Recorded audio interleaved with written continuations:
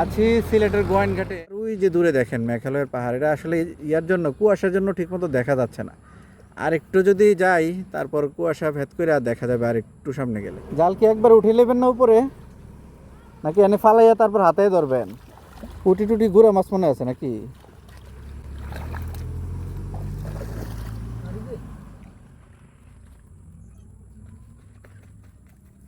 অনেক দূর থেকে টাইনে নিয়েছেন, মাছ না উঠলে তো লস।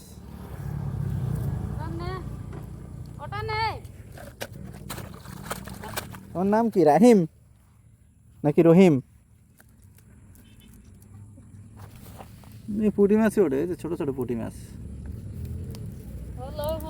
লাও ট্যাংরা মাছটা লাও।